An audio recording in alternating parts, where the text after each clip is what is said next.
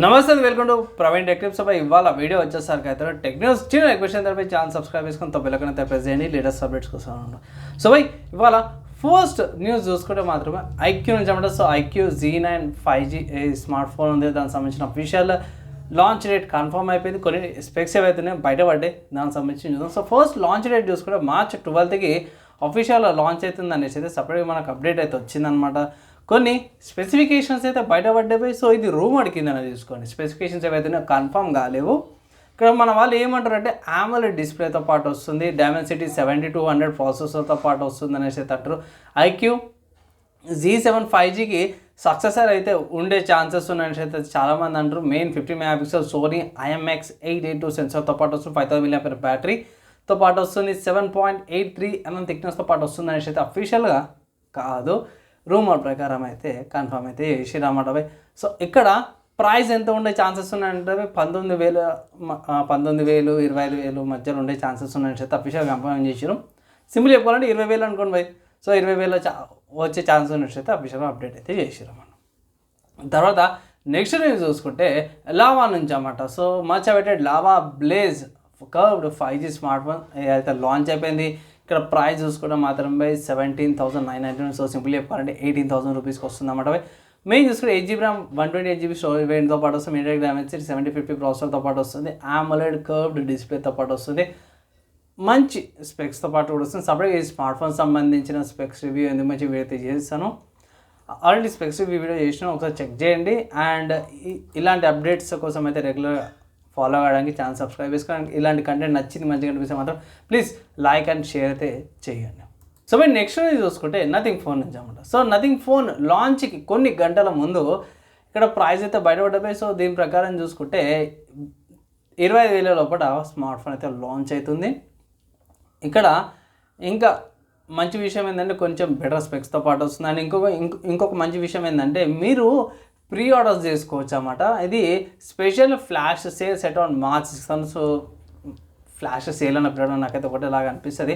So మామూలుగా special sale అయితే March 6 రోజున వస్తుంది.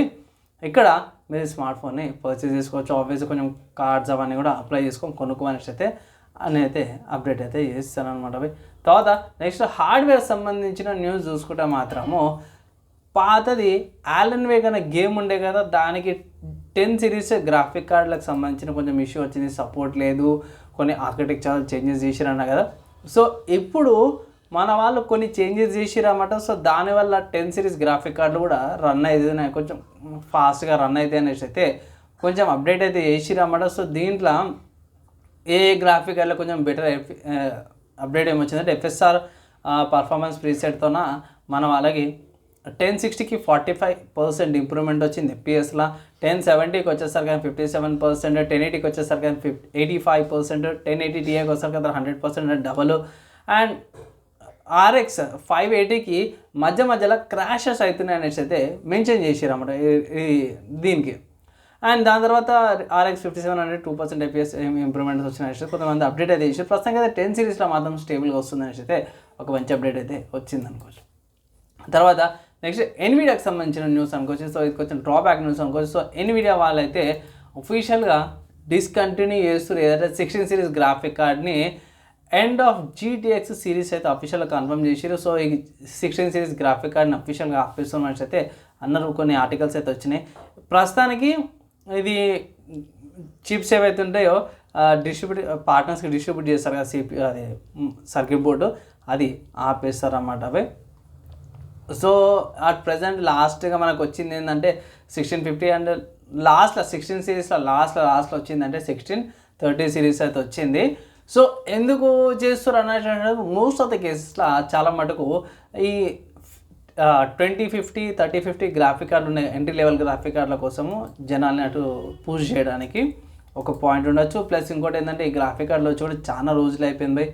ఇక్కడ తక్కువలో చూసుకుంటే మాత్రమే 1630 ఉంటుంది. తర్వాత 1650 1650 2 వేరియంట్స్ ఉన్నాయి, GDDR 5 variant and GDDR 6 variant.